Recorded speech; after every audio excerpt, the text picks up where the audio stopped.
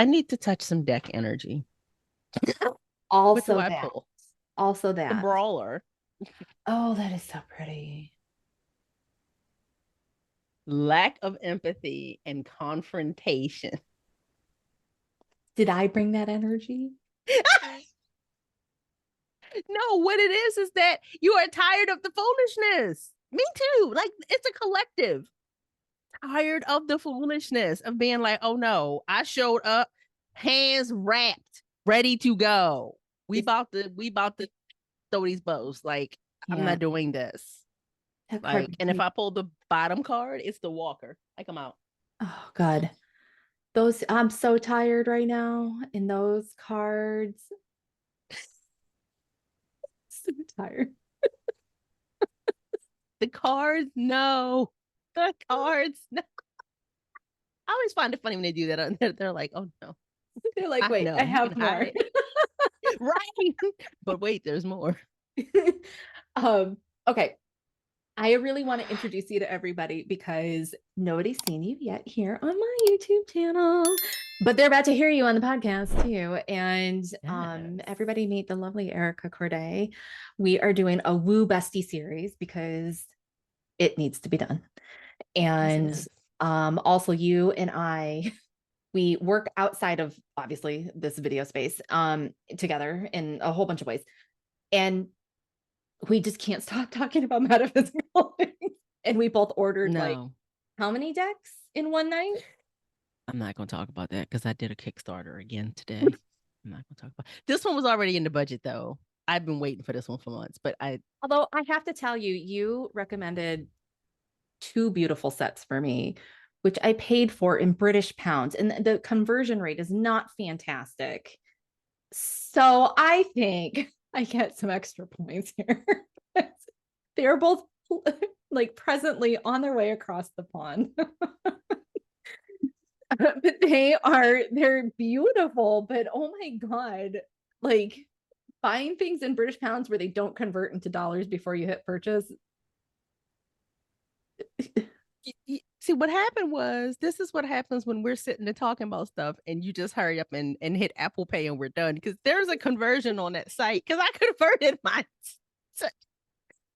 Well, one of them is that double deck, the one where it's like this might hurt, and then the something oh about yes, yes, Oracle, yes. and she really doesn't let you convert.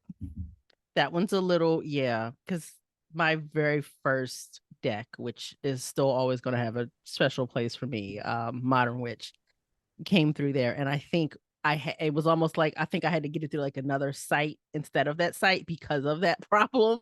Because it's like, wait, something's off here. My credit Yeah, union kicked off text messages to me both times. A purchase has who's just doing this? has Who just did been this? paid in British pounds. Fraud alert. Is this you? I'm like, It me. yeah, It's me. it's me. Like, great, you can continue using your card. Thanks. This I is have what more purchases. happens, and that's the thing, because especially when you start buying stuff from like indie creators, they're all over the world. And It's so amazing. It's very cool, I have to say. I'm yeah. really loving the indie creators now, especially with e-commerce. It makes it so much easier to support them and to get access to those things, which is very nifty. Yes.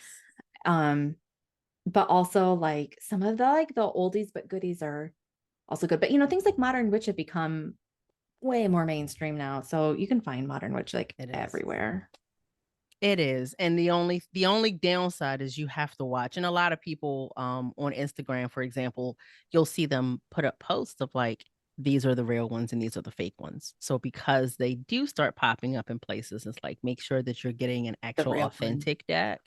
But yes, ones like Modern Witch now are like I mean, it's in Barnes and Noble now. Mhm. And like the one I just pulled from, which was actually Citadel, this one I got from Almanac Supply Co. My lovely friend Emily sent it to Emily. me. Yes. Emily. Emily sent this to me as a birthday gift. Oh, that's a But we were talking about decks, and when I showed it to her, she was like, I love this deck. And so they ended up stocking it in the store. but this is one that too, just like this might help and this might hurt, is actually through Liminal 11. At least that's where it started, because it initially started with Seed and Sickle, and it was a special edition, and then they created its own. But Yeah. it's now, you can get it in Barnes and Noble, you can Yeah. get it wherever. But it's been out for years now. So Mhm. that's when you know at least it's been successful enough that it's evolved to that point, because Yeah. it's like doubled in size. This shape has changed. This deck has taken on a life of its own from where it initially started. It's just like a bonus deck. Love it. My favorite indie company that's not quite mainstream enough for Barnes and Noble category is Threads of Fate. They also do the foiled cards, but they do the I dark have the cards that are rose. I have the rose edition. I oh, have and that like satiny finish is just like if you're a it's card like reader, not you plastic, but almost know. plastic. It just Oh my feels, God, it's so nice. yeah. Those cards, they shuffle completely different from, and it's funny because the one that you ordered while we were together, Yeah, the Astral Soul Oracle, so good. her cards, Fortuna, which is another one of her decks, is feels the same kind of way, Yeah. in that it's not plastic, but it's not really paper either. No, It's there's just some like, kind of material, and but they're sturdy too, which is important because I have some very old, yes, very well-worn decks because I've been reading for over 20 years. So I have decks right, with me that have been used a lot. And there comes a point right, where they get so worn that like a card gets bent or a few cards get bent, or like the outside of them just starts to get kind of because the oils on your hand will rub off and they just get kind of yeah, gunky, and it just becomes a point where you're like these are actually not shuffling well anymore and I need hmm, to retire them, but the energy in them is just so like it's like a child, it's so beloved. They just have to live in their yeah, little bag or box on the shelf. And that part. yeah. And that's the thing for mine. I am, going on 6 years. So it's a lot newer. And even when I first started, Yeah. which probably going on 7 years, it took me probably a year before I actually was like, okay, this is the deck that I need to start with. Yeah. Um, Yeah, because for sure. I was like, I don't know and Modern Witch was just the one that felt, the energy worked, but also it felt inclusive in a way that I'm like, oh yeah, this is where I want to start, because there was no part of me that wanted just RWS, Rider Waite Smith, just in its authentic form. But I was like, that's not going to work for me. Yeah. But I knew that I also didn't want to deviate and jump to like Marseille or Thoth or any of that, which Thoth, we talked about Thoth. But I didn't want to deviate to that yet. So I knew I wanted to stick with what felt like the mainstream system. Yeah.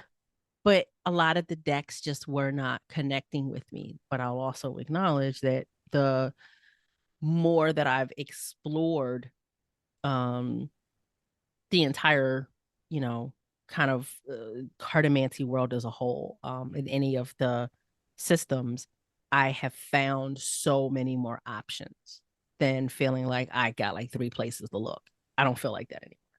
Well, and I think you're bringing up such a great point, which is like at whatever point we, jump into the path, your own path, there's like the time period that you're in, 20 years ago, Modern Witch Tarot didn't exist yet. And one of my favorite newer inclusive decks is by this artist. Their name is Trungles. They're a queer artist, an Mhm. Asian one too at that, which I really love. The artwork is stunning. It's called the Star Spinner Tarot. And I Mm. think I might have this wrong, but I feel like Star Spinner came before Modern Witch, possibly. It probably did. Because I don't even And know when Modern Witch came out. I just know it's it's been out for a while. And when been out I for a got while it, now. Yeah. it was out, but it wasn't like it was brand new when I bought it. So Yeah. it's been out for a while. But Trungle's deck, Star Spinner, was considered for the longest time. They're like, this is the inclusive deck because they drew 6 different depictions on the lovers card. And Nobody had done Mm. that before. And there's non-binary love. There's obviously like, Mm. same sex gay love depicted. There's also traditional, hetero depiction. And then there's just Right. sort of this, but all the cards have this very magical quality in them. So, I'm a fan whenever there's extra cards in a deck. I leave all of them in the deck because I love how that gives more data.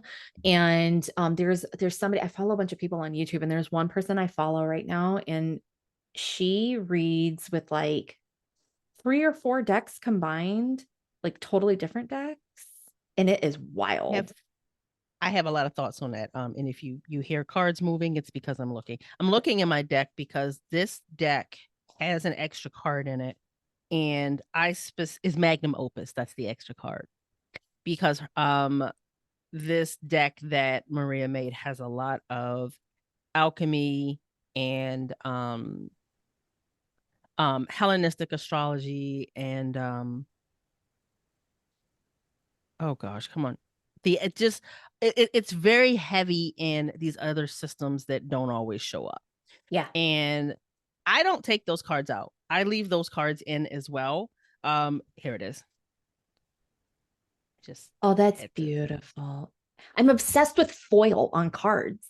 They also didn't used to Well, be able to do that. So now like, no, they're so no, on the cool. card or on the edges. And Yeah. so and when I see a card that's done well and it's an extra card, but it's not numbered. And I actually like that it's not numbered. Yeah. And when I did her Kickstarter, which should be coming in about a month or so, which I'm extremely excited about, Mm.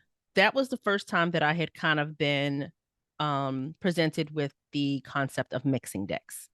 Yeah. Because this deck that she has coming out, she created a deck that has a major arcana and there's no minor arcana, but what it is it's a combination of the cartomancy system and Lenormand all together.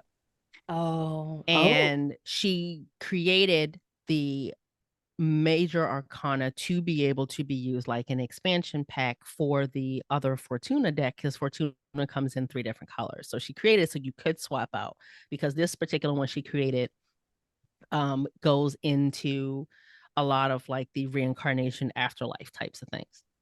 And so it completely would shift the deck. And so me being a little bit of the anarchist that I am, I was like, I'm going to do that. However, I'm going to get one of the other colors, which is the green one, so that when I mix it up, I'm going to know which card is which so I can easily like I know. demix it up. Yeah.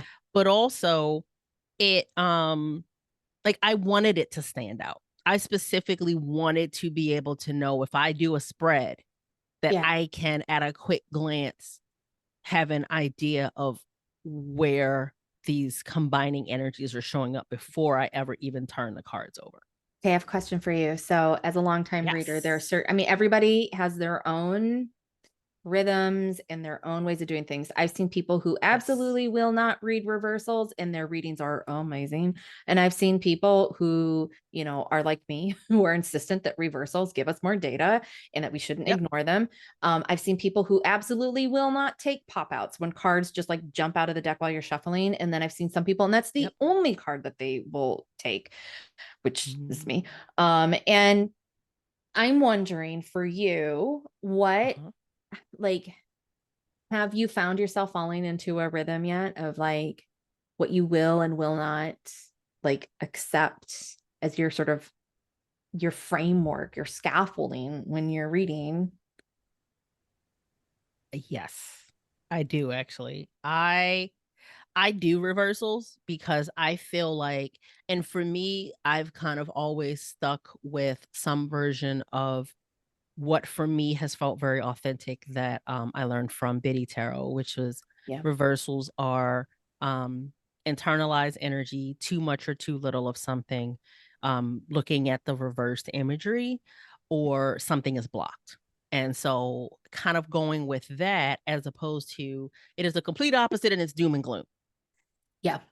That is not what feels good to me. So, being able to really kind of pay attention to, like, okay, I pulled the 3 of wands and I turn it upside down and it's like, okay, Does it mean that maybe, and like looking at the card that I have in my hand, like, okay, is it illuminating something? Yeah. You know what I mean? Like, I'm gonna start to kind of look at it that way, as opposed to being like, oh, shit's on fire. What's wrong? What's wrong with your partnership? Like, I don't automatically go there. Um, Okay, do you eh, think that people are looking for the okay, this is how I've always felt. People will come into a reading space and I can always tell when somebody's looking to hear what they want to hear.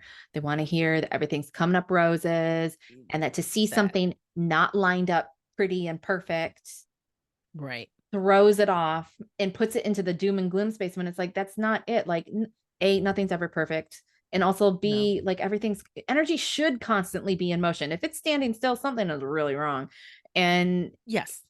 you know, I, I, well, for me, I'm gonna say the coaching part of me. I already am attracting people that are at a point to where things probably already aren't perfect, and yeah, they're actually almost showing up with a little bit of like help. And so, like, they already know, probably not, but that doesn't necessarily mean there's anything wrong. It's an opportunity, it's an observation, it's data. yeah, And so I feel like reversals are data. I feel like jumpers, um, the cards that love to want to just be like, what are me? They hop out the deck. Those are and y'all gotta take with a grain of salt if I use an ableist term. I apologize. I will do my best to correct that on the spot. And the ones that love to just be like, I'm gonna just fly right out this deck. There's something that they're trying to tell you. There's something that they want or need to share. Um, and I think that it's important to not discount that. I think sure. that whether it's a reversal, whether it is the card that just was determined to not stay in while you were shuffling, the card that somehow or another, how are you face up and everybody else was facing the same direction, those things are not accidental. No, So no. I I think also, that it is up to you it's up to you to trust your intuition and your support team that yeah, is sending you the downloads that you were supposed to get it. That's how I perceive it. I always like to, whether I'm reading for myself or somebody else, as long as I'm centered in the space, if the cards are kind of flying everywhere, I like to pay attention Mhm, just to the movement of them in general. mhm. And can you hear the lawn guy outside? Okay, I thank God. can't. I You're might not all even good. edit that out. So welcome to No, so just leave it. also I It's like real. to pay attention when there is external noise in the world because I deliver readings to my community That. every week. And I can't tell you how many times I'll deliver something and I'm just channeling and then the words are coming out and like a Yes. fire truck will go down the street. And I'm Mhm. like, boom, right there. But like if cards Yes. are flying out, sometimes they come out in chunks. And I'm just like, it That. tells me where somebody's energy is at because Yeah. people mask. We were talking about this before we started recording. People mask so well these days. We have been so trained to do it. And I will get people, and they are so proper and put together while they're on the call. And the cards are falling out like, I mean, a hot friggin' mess. And I'm Right. like, mm-hmm. I'm like, Mhm. I definitely have a read on the energy that we're actually existing in. And I think too that our intuitive teams, they will never give us things that we're not yet ready to hear. Um, Right. and Right. and and I think that it's important to recognize that too, that like you're not getting thrown something because a card flies out, you know. Well, but that would be to assume that the cards are not responding to your energy. They're not Yeah. responding to the situational energy that is around. That all of a sudden, like, oh, this is all completely external. This has nothing to do with me. And it's like that specifically with tarot. Mm-hmm. Tarot is intuitive. Tarot is malleable in that way. And tarot is more about I'm giving you information and data so you can decide if this is the path you want to stay on or do you want to course correct. Yeah. And so to assume that, either this is completely black and white, which there's Mhm. a lot of gray, or that this has nothing to do with you.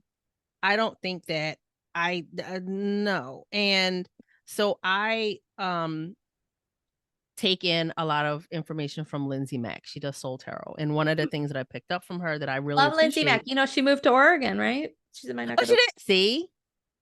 So one of the things that I appreciate is like everything that Lindsay puts out is very often really toting that point that you don't have to show up to a reading in this like perfect way, that there's almost a colonized energy to that.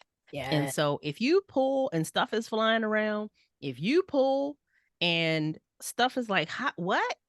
It's just cueing you in to where things might be. But that also doesn't mean that the reading is wrong.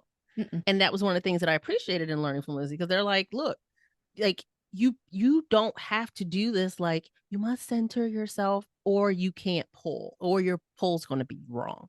The other thing that I really rail against is um, there's still this little train of conversation that I hear throughout like the wider metaphysical community of like, Mhm. you must do this like ritual prayer before you do anything, or like negative spirits are going to find you and come in. And I'm like, that is a bunch of cursed bullshit.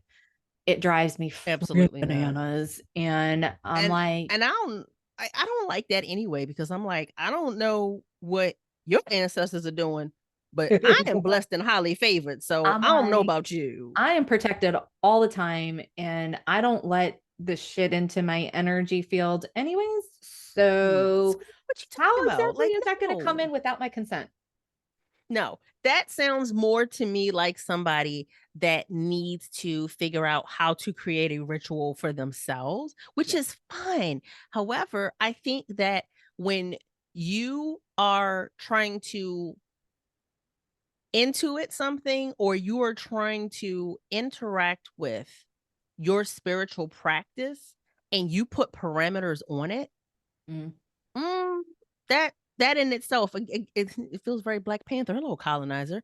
I no, like absolutely not. Like when you, because you have basically come in and said that you can only do this if you show up in this exact way, and I don't believe that that's accurate, I don't because think so if either. we think about hoodoo as a religion, hoodoo exists because the religions of the people that were stolen from where they were from, respectively, they had to figure out, how can I create something out of nothing and restructure this based on my beliefs?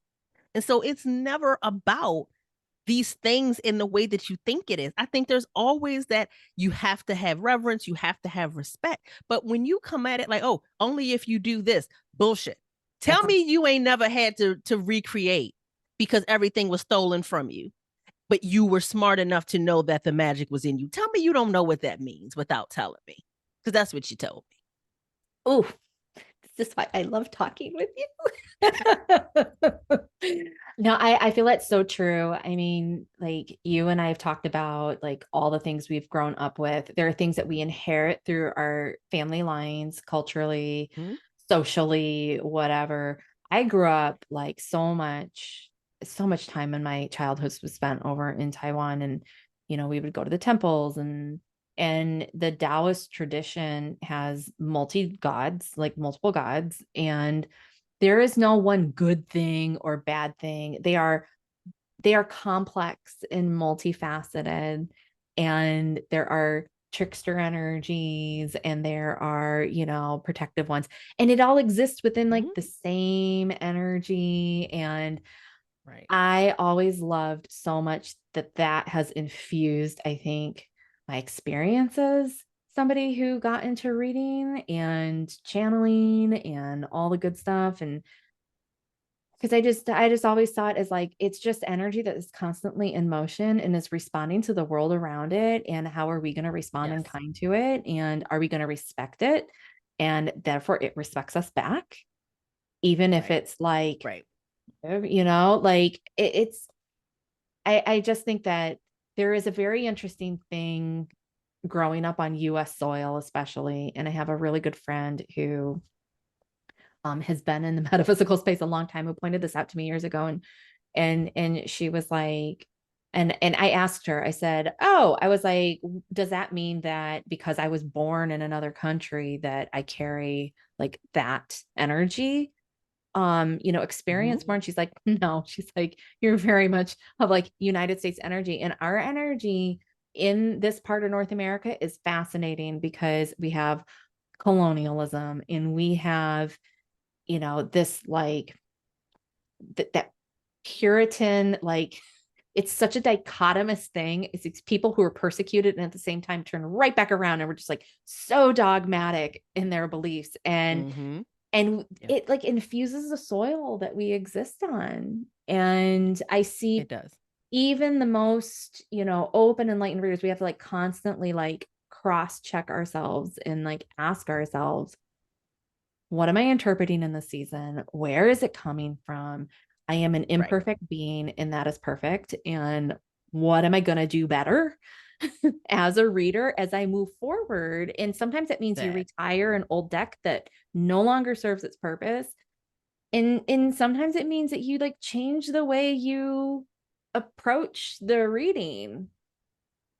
So and so this is another one of those things where again, I don't know, and I'm looking this up so I can make sure that I'm quoting it correctly. And the reason that I feel like it's just really important to make sure that I'm giving credit where it's due is because a lot of the things that I've been fortunate to encounter, it came from the other people around me that were generously sharing information, and it has helped to give a certain amount of shape.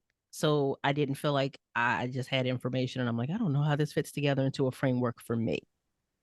But Temperance Queer Tarot, um, this week on Instagram, the way that they kind of shared that there is something about this understanding that as much as we can be on this side of I am more um open or leftist or centrist, whatever it is that you want to tell yourself, Yeah. okay? Whatever it is that is there.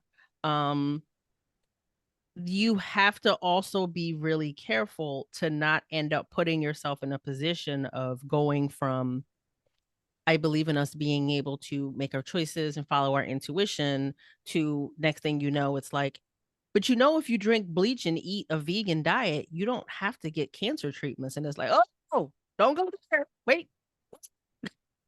And so the point that they were making was like, what you feel like is more liberal can get really right leaning or more restricted in a conspiracy theory and not helpful way if you're not careful. Like you have to really kind of watch it. Oh, I love that you just introduced conspiracy theories because I feel like this fringy thing rubs up on metaphysical community so hard. And oh my God, it's funny because like I think, okay, sorry. I'm like the day they're recording, I'm like, when is this when is this video gonna go out? Is it gonna still be relevant? But there was some As of conspiracy theory. today. So we're recording on October 3rd. There was some conspiracy theory that on October 4th, something about 5G, I don't know, some bullshit. And Yeah. then just a few days ago, a good friend of mine sent me the stand-up comedy thing, and I just reposted it in my Instagram stories today because it's a brilliant bit that the stand-up wrote. And he's like, this whole conspiracy theory about how COVID vaccines included like these tiny little batteries. And he's like, my phone dies every day by noon. And he's like, you think that the makers of Clippy from Microsoft are smart enough to put in these, forever batteries? And I just got all my vaccines on the weekend. As you know, I was like horizontal on Sunday. And Right. and I've been joking with really good friends, and I'm like, either I'm becoming an X-Men or I'm gonna live forever because now I'm like powered up fully with batteries. Like, I don't know, it's one or the other. And Well, yeah, and whatever. and and I love a good conspiracy theory for the entertainment purposes of them. And I also love Right. things like folklore And also, this is why my business is Sensible Woo. And also, I am a very sensible person. I was born in a human body for a reason. I am going to embrace my human experience. And I feel like there's this thing of like, I feel like you get more intuitive when you embrace the very basic human part of the human experience, because this is magic Yes. energy in this body. And Yes. the highs and the lows and the difficulties and all the things I have to learn from being a better human make Right. me so much more intuitive and metaphysical in the long run. I Right. actually feel more deeply connected to folklore. Like I'm drinking out of a Sasquatch cup right now. Like I feel more deeply connected to that, you know? Like I just I think that it's something that we can totally dig into on our Woo Bestie series, because Yeah. that is a very real thing that it creates problems, and it illegitimizes the true power of intuitive magic that everybody has, because you can't. I have thoughts on that. I feel like I just introduced, like, I don't know, a 24-hour live streaming marathon just I know, now, right? and it was a little dangerous. Well, here's the thing. Like, if there was not intuitive magic in each of us, then there would be no need to have, and I'm gonna say it out loud, and you can feel how you want to feel about this, people. But I said it. If there was not intuitive magic within all of us that needed to be controlled, then there would be no need to have multiple forms of man-made religion in order to enact that control. I said the thing. Now, that is not to say that um because religion, especially if you are intuitive, it is baked into a lot of the tools that we use. Yeah. It's baked into a Yeah. lot of the knowledge bases. And honestly, one of the things that's actually been very enjoyable for me is following the theology rabbit holes Mhm. coming from astrology and how it connects with astronomy and how it's just been here for forever. Um and it's not to say that religion um, came from nowhere, but Yeah. we also have to acknowledge that if we think about Christianity as an example, there's multiple books, and these books were created and transcribed and passed down by man. They were. And they're also created by humans. They are imperfect and wholly Correct. inaccurate. I remember as a Correct. child, because I grew up in an academic family, and we would have, like, the professors would, so stereotypical, the professors would come over for dinner, and there would be these intellectual discussions at the Mhm. dinner table. And I remember Mhm. one of my parents, really good friends in the community. I loved it when they came over because they just always had such interesting information. And I remember when the Dead Sea Scrolls research came out, the findings came out, and Mhm. and I grew up in a non-Christian household, never read the Bible. I don't know these things. And they were explaining things. And I just remember soaking it up, because I was like, something in this feels like there's truth in it.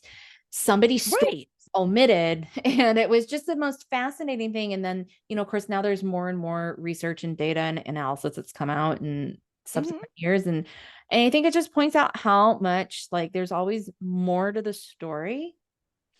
Oh, and I think that's the thing. It's to think that it is as simplistic and narrow as some people need it to be is Yeah. to do disservice to what it is really meant to be at its core. And I don't think that all religion is false. I don't think that there is no higher power. That's not the point. Nope. The point is just that I did not go into the hat and pick one and say that this one is right and all the rest are wrong. For Ex- me, so I mean, for me, yeah. you like it, I love it. You have to do what works for you in order for you to feel like you have a foundation and you are tethered and able to fly in a way that works for you. Yeah. I know for me, I notice how many connecting threads there are across religions that are based on archetypes. Like you mentioned the trickster thing, like that trickster energy shows up by different names Hmm. in multiple religions. And so for me, it's more about noticing what is actually really similar that Yeah. actually validates multiple of them being able to um, exist concurrently Yeah. in the same way that we speak different languages concurrently, but all of our experiences are still happening and they're still valid. And so I don't think that that means that religion is false. I don't think that it means that it's bad. I think the way that individuals choose to enact it is what's where the inherent evil comes in. It's not the religion necessarily itself. Yeah. But I feel like it's really about what is it that is connecting on your journey at this particular point. Like, when Sinead O'Connor, I don't know, a month or so ago passed away, she talked about how, like, her journey led her to, I believe, Islam at the end. Mhm. And not like right at the end, but that was where she landed. Mhm. But she led a life where she explored. She was like, this is what I believe in.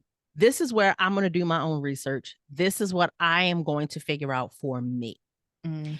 And to be dedicated and have a strong enough sense of self to do that is what's necessary. And that means that you also have to keep enough curiosity to be willing to question everything. Well, that's the Because, path of the modern mystic, is to exist in a yeah, modern human life where you don't get the yeah, luxury of retreating into a monastery and just retreating from society.